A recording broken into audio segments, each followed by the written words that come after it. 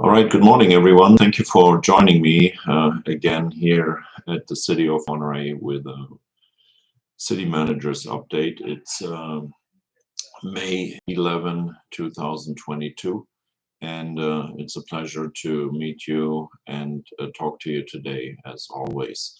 I wanted to share a few items with you that I think might be of interest for you, and of course, if you have questions, please feel free to use the chat function and email or send me your questions over the YouTube chat function. Um, Here in the city, we are in the final moves to basically propose our budget to the public and the city council. Next week, Tuesday, we will be presenting to the council a budget primer, as we call it, which is basically 30,000 feet overview over the budget, about presenting to them some of the general cornerstones of our city budget. As you can see, the tourism, our main revenue source, has rebounded. But when you look a little bit behind those numbers, and when you look at which type of travel has rebounded, you can definitely identify that the leisure travel is the one that is driving right now the market here in the city of Monterey and other cities. When you hear how the city of Carmel is faring right now, Carmel is highly dependable on leisure market, and that is where, of course, you see all the gains right now, especially for the city of Carmel. Here in Monterey, of course, our hotel tax is also significantly higher than it ever was before. That is two reasons. Number one is people have returned. Second, we are charging a higher hotel tax, and that in combination with a higher room rate leads to record TOT revenues in the city.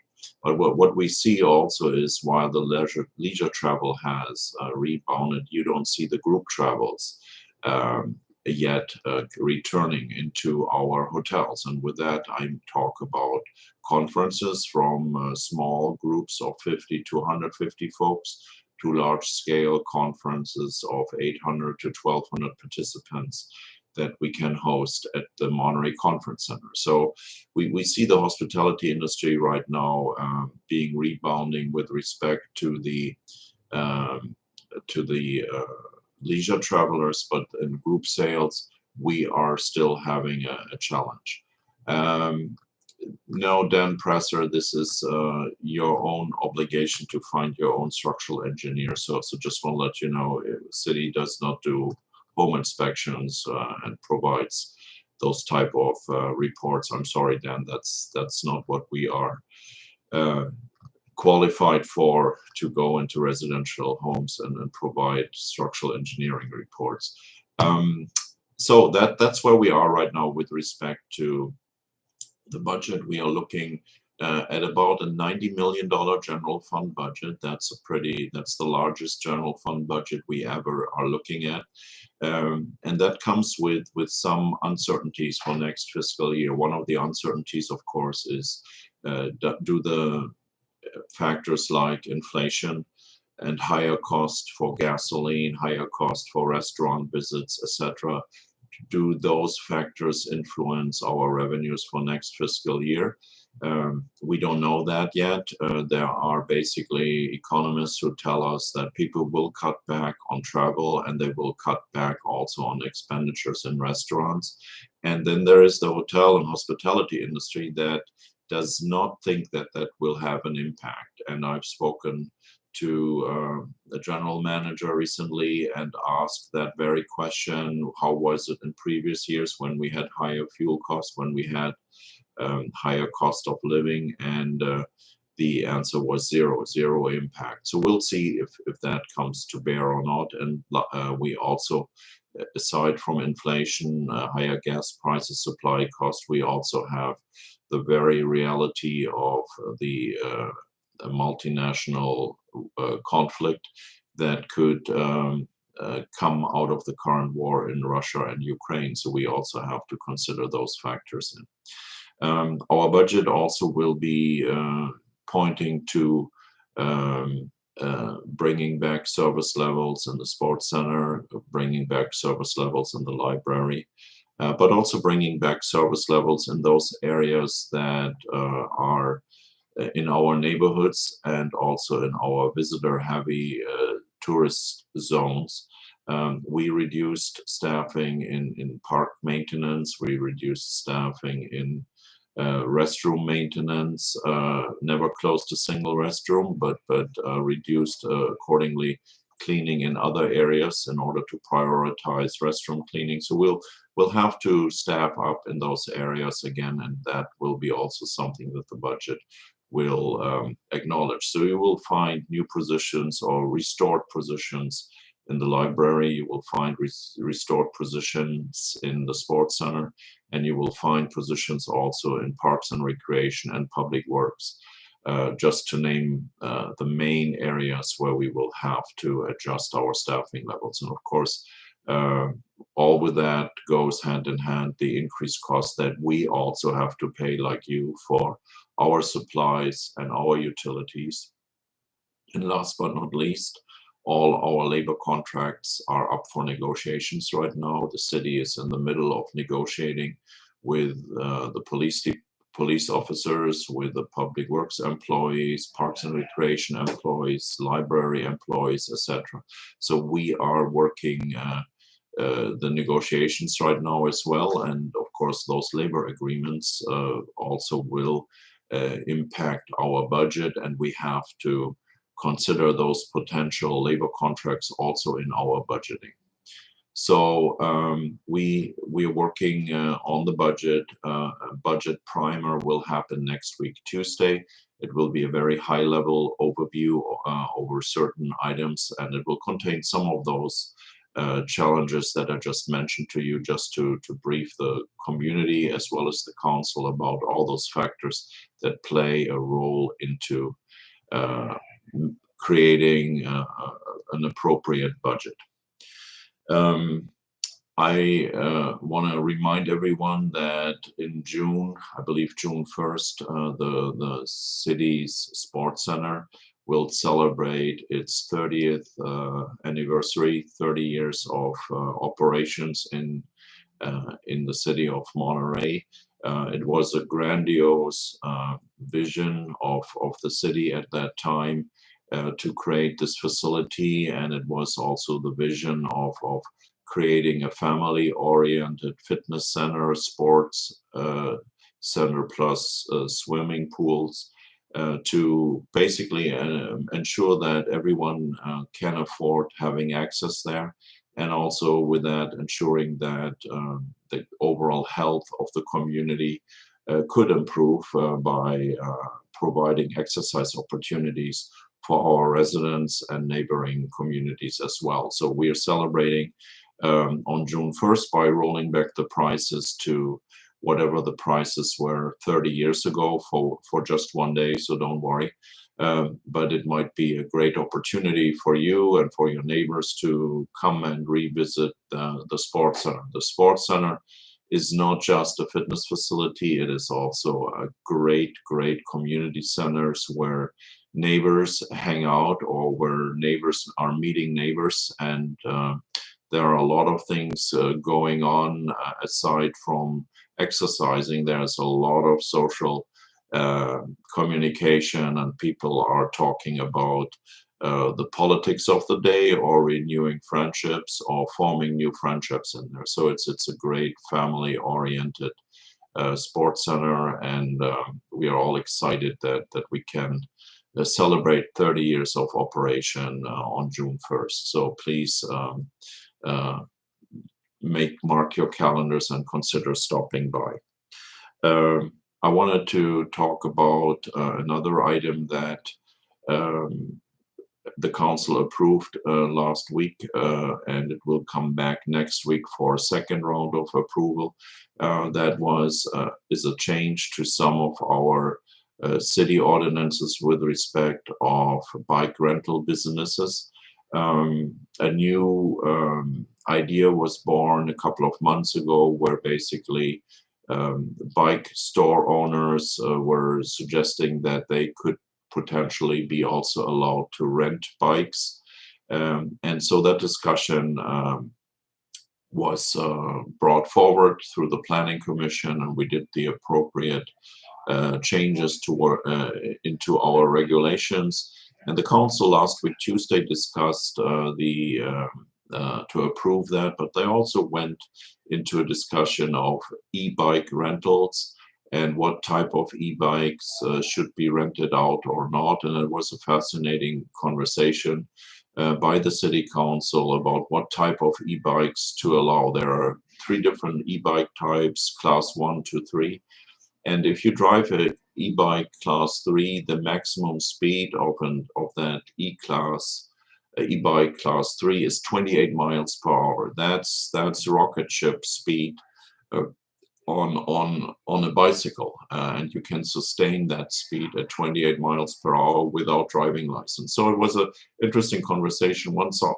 Some council members argued we should not restrict the bike rental companies. They should get the permission to rent class 1 to 3 as they see it fit.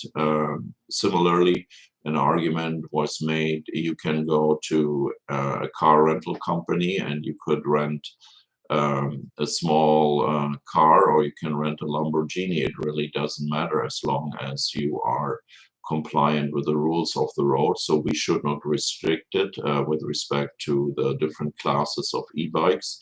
I want to assure everyone, class 3 e-bikes are not permitted on the recreational trail. They are actually prohibited. But the question, of course, was, what if you rent out a class 3 e-bike, and what if that person who rents it then takes it for a spin on the recreation trail? How can we ensure that this doesn't happen? So it was a very interesting conversation. At the end, the council decided to go forward with only class 1 and class 2. And those bikes can do a maximum of 20 miles per hour, which is also a pretty decent speed, but they are allowed on the rec trail as well. And the second reading of this ordinance is coming up on Tuesday, and they will take a look at that. The last item I wanted to share with you is one of those things that are interesting when they pop up, because they are part of unintended consequences. I talked to you about SB 1383. That is the law that went into effect in January and is probably called the most aggressive recycling law that the state of California had pushed forward over the past 30 years or so. This law now requires you and all of us to put the compostable material like food scraps back into the green yard waste bins. You have seen many campaigns on TV, or we also notified you through the City Focus and our city emails about what to do and where to put what. But one of those wrinkles in the law, and I remember reading it when I read about SB 1383, is that all the compostable material now that is being produced out in the Marina Waste Management District at the landfill there, all those compostable materials now have to come back into the city. So our lawmakers want to create the circle of life, and basically we generate it, we give it someone to compost it, and then we have to take the stuff back as compost.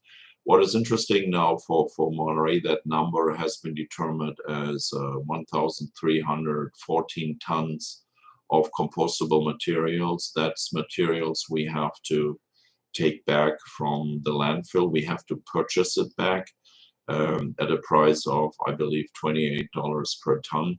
And then the city has to find a way of distributing 1,314 tons of compost into our parks, give it to our neighbors, businesses, etc. So we really don't know how we manage that. Just for those who are a little shaky in the metric unit measure of tons, those 1,314 tons translate to 2.6 million pounds of compost. And when you consider that compost has to be also processed, and you have to use probably water to get it into the ground and into the soil, basically you are increasing water usage and offsetting all the gains you have with composting with that by depleting another resource.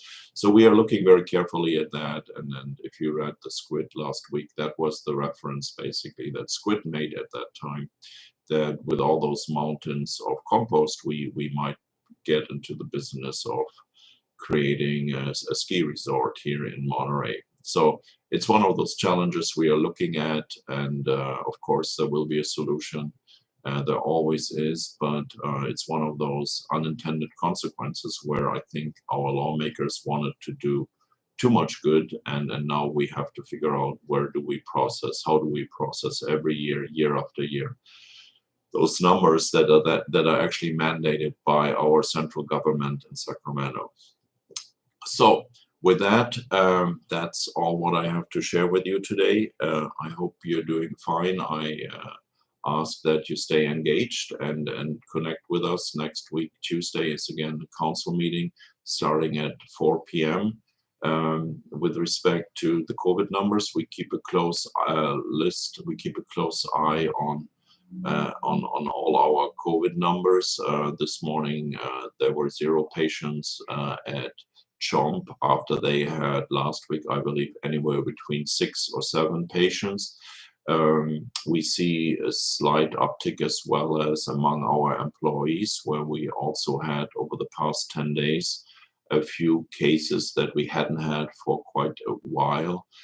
So my urging to all of you is stay vigilant. We will stay vigilant here and be assured that we will take the correct measures that are necessary based on the overall health that we have.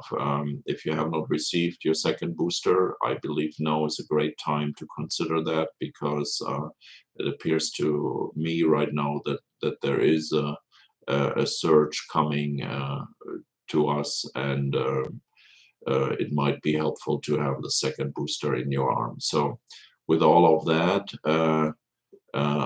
I hope the numbers stay low, Esther. So I get your point, and I really hope we can avoid increasing numbers. So with all of that, I appreciate you, Dan and Esther, for listening to me right now. I think there were a few others that were listening this morning. As always, feel free to email me or call me, and our staff will respond if you have questions that I cannot answer as quickly as we can. So with all of that, have a wonderful day out there and enjoy your weekend, and I hope to see you on Tuesday night on Zoom or on YouTube for our council meeting. Have a wonderful day. Bye-bye. Thank you so much.